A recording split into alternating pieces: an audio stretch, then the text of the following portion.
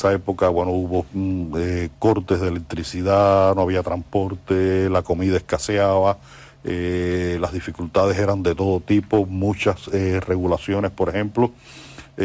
Para tener yo mi primer ordenador, mi primera computadora, tuve la suerte de que pude venir a España a hacer un trabajo con Televisión Española y al llegar a Cuba, por ser cubano, yo no podía comprarme una computadora, aunque tuviera el dinero, los dólares, porque no la vendían en pesos cubanos. Y tuve que acudir a un escritor uruguayo que vivía en Cuba para que me comprara mi primera computadora. Todo era así de difícil. Es decir, que el momento en el que ya podíamos participar, nos fue sustraída esa posibilidad. Y no es por gusto, no es por gusto que ahora mismo, de manera muy evidente, el gobierno cubano está reconociendo de hasta qué punto nuestra generación fue maltratada, mal valorada. Ahora se quejan de que no hay sustitutos para la generación histórica y tienen que escoger de aquí y de allá. Y es que realmente en el momento en que empezábamos a pensar, lo único que pudimos pensar fue cómo conseguir una goma para la bicicleta y un pan con tortillas para poder almorzar. Y muchos se han marchado, ¿no? Muchos se fueron de Cuba. Ese es un periodo muy complicado, el de los años 90, pero muy interesante.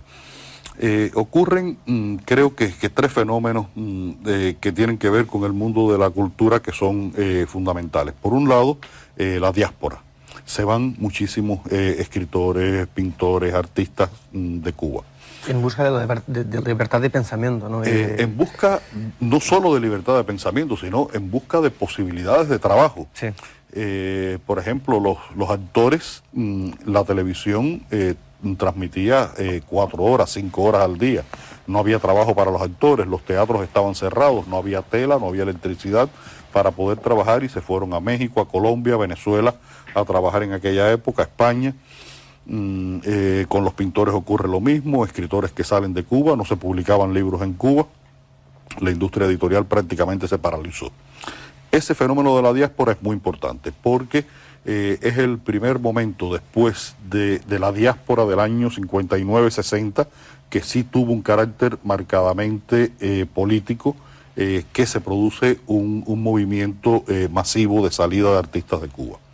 Por otra parte, hay un fenómeno de carácter económico que influye en todo esto, que es la paralización de esa industria cultural cubana. En Cuba había una industria del cine, una industria editorial, galerías, teatros, y prácticamente todo eso cierra. No hay dinero para que funcione. Y se produce el tercer elemento que creo que es el más importante de todos, que al cerrarse las posibilidades de esa industria editorial, se crea también la posibilidad de la libre contratación del artista con el mercado internacional. Los pintores se buscan galeristas, los actores van a trabajar a estos lugares que te decía, y los escritores podemos establecer contratos con editoriales de fuera de Cuba. Hasta ese momento estaba prohibido, funcionaba igual que en el resto de los países socialistas. Había una agencia literaria que pertenecía al Ministerio de Cultura, que era la que comercializaba los derechos de autor de nuestros libros. Pues a partir de ese momento hay la posibilidad de esa libre contratación, y esto tiene un sentido más artístico que económico, como punto más importante, porque la perspectiva del escritor cambió por completo. No es lo mismo cuando escribes un libro pensando que tu primer lector va a ser un editor cubano de una editorial que pertenece al Estado cubano, que cuando escribes el libro pensando que tu editor va a ser un editor de Madrid o de Barcelona, que va a leer la obra buscando otras cualidades. Te sientes más libre, ¿no?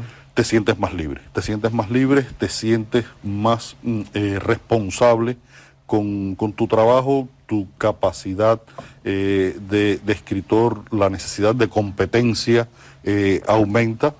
Yo, por ejemplo, he tenido la suerte de que a partir del año 96 establecí relaciones con la editorial Tusqués de Barcelona, y eso significó que mis editores españoles, que nunca me han exigido que yo ponga una determinada carga política en mis libros, nunca me lo han exigido.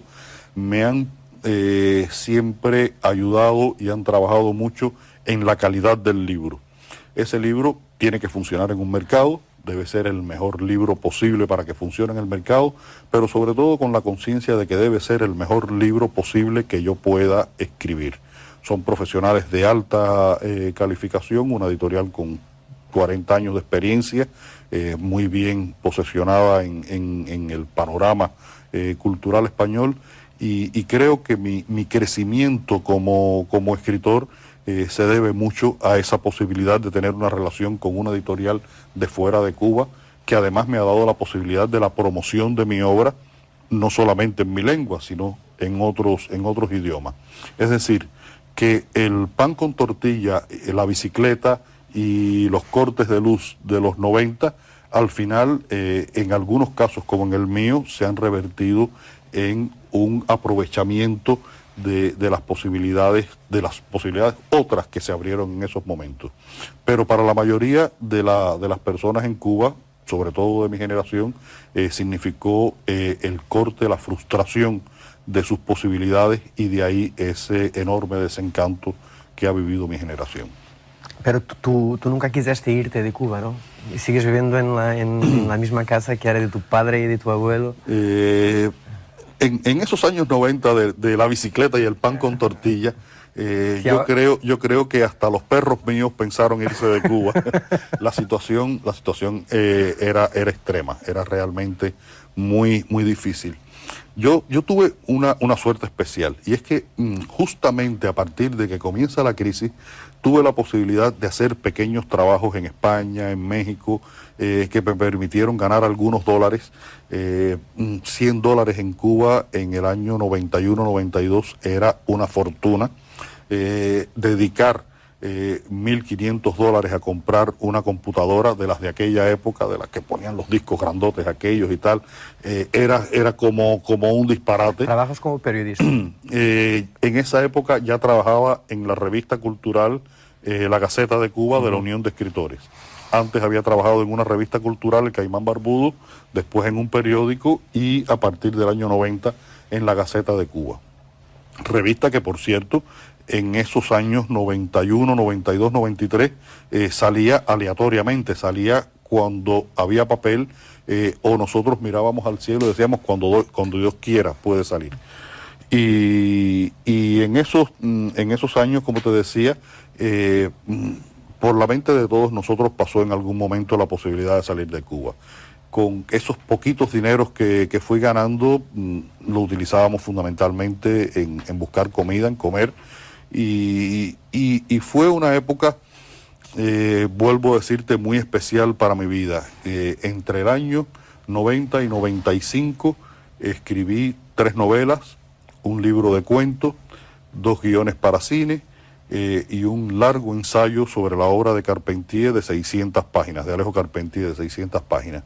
Es decir, todo la frustración del ambiente la convertí dentro de mi casa, de esa casa en la que nací, en la casa donde vivo todavía, en un ambiente de trabajo, en un ambiente productivo. Yo siempre digo algo que me parece que es un elemento muy importante a la hora de poder entender yo mismo quién soy y que los demás entiendan quién soy yo. Yo no creo que sea para nada el escritor más inteligente, más talentoso, más dotado de mi generación, pero sí estoy seguro de que soy el más trabajador. Y también estoy seguro de que el trabajo da resultados cuando uno lo hace conscientemente. Y yo lo sé que dices que Cuba te gusta también y que te has quedado ahí. Una de las razones es que te gusta conversar, hablar. Y eso no lo encuentras de forma tan sencilla en otros sitios, ¿no? Mira, el cubano es un ser absolutamente gregario. Los cubanos vivimos como en tribus. La familia, los vecinos, el barrio, la ciudad, la cubanía, es una expresión abierta, una expresión expansiva. Yo escribo Bueno, trato de escribir una literatura que tenga, como esta novela, una visión lo más general, lo más universal posible de determinados fenómenos, pero siempre desde una perspectiva cubana. No por gusto está ahí ese personaje de Iván, no por gusto cuando escribo una novela sobre el poeta Heredia termino en el presente y trato de hacer en 500 páginas un poco la historia del pensamiento, de la poesía en Cuba, porque soy esencialmente un escritor cubano, soy un ciudadano cubano y trato de vivir constantemente esa cotidianidad. Incluso lo sigo practicando como periodista, a pesar de que ya no trabaje para ninguna revista, ningún periódico, colaboro con una agencia de prensa y mensualmente escribo 1 o 2 crónicas sobre la realidad cubana, sobre determinados aspectos de la realidad cubana que me mantienen en contacto con esa vida que ocurre en Cuba. Y el hecho de vivir en una ciudad como La Habana o en un barrio como el mío, Mantilla, me permite que con mucha facilidad yo pueda saber cómo piensan la gente, qué dice la gente, cómo habla la gente, cómo reacciona la gente ante determinadas circunstancias. Y eso es muy importante cuando uno quiere escribir una literatura que de alguna manera refleje la realidad. Porque este es otro fenómeno interesante y peculiar de Cuba. Y es que la narrativa, la novela, el relato, de alguna manera han venido a sustituir una reflexión sobre la realidad que no existe en la prensa oficial. La prensa en Cuba tiene un carácter fundamentalmente, la prensa oficial del Estado tiene un carácter fundamentalmente propagandístico y la narrativa, la literatura ha tratado de reflexionar sobre esa realidad. Yo siempre digo que cuando se lea una novela como La neblina del ayer, mi último libro publicado acá en Portugal, dentro de 50 años y se lea un periódico cubano, se pensará que son dos países distintos, porque de la realidad que yo presento en esa novela, que no quiere decir que sea la realidad, pero es una realidad posible, y la realidad que se presenta en los periódicos, que no quiere decir que sea la realidad, pero más bien quiere decir que es una realidad imposible, es una realidad pretendida más que vivida. La diferencia es enorme. En tu época de periodista, pues como escritor no has tenido, dices que no has tenido censura, ¿y como periodista ahí? Como periodista sí. Como periodista, sobre todo en la primera etapa, esos años que trabajé en la revista El Caimán Barbudo, yo terminé la universidad en el año 1980 y tuve la enorme suerte de poder empezar a trabajar en una revista que era la publicación cultural más importante de Cuba en esos momentos. Empecé como corrector, a los 3 meses ya era redactor, quería escribir sobre libros y a veces me daban la oportunidad de escribir sobre libros, pero como era el último que había llegado, me tocó escribir sobre teatro y danza. De danza yo no sabía absolutamente nada, el teatro sí conocía un poquito más y escribía sobre todo de teatro y hacía entrevistas. Y en esa época esa publicación que era importante, era muy seguida, a pesar de que publicaba apenas 30.000 ejemplares una vez al mes, 40.000 en algunas ocasiones, tenía una vigilancia constante, un director que era un personaje que respondía no solamente a la política informativa oficial, sino que su auxiliar era un señor que evidentemente tenía que ver con la inteligencia, con órganos de seguridad del Estado, y siempre sentíamos esa presión de la censura, de qué cosa decir, qué cosa no decir, a pesar de que tratábamos de empujar los muros entre los cuales nos encerraban las posibilidades. Y de esa revista fui expulsado en el año 83, acusado de tener problemas ideológicos. Pero me hicieron un gran favor. Me mandaron a trabajar a un periódico que también pertenecía a la Juventud Comunista, el periódico Juventud Rebelde, y allí a los pocos meses ya formaba parte de un equipo que era el que preparaba la edición dominical del periódico. Era la edición más importante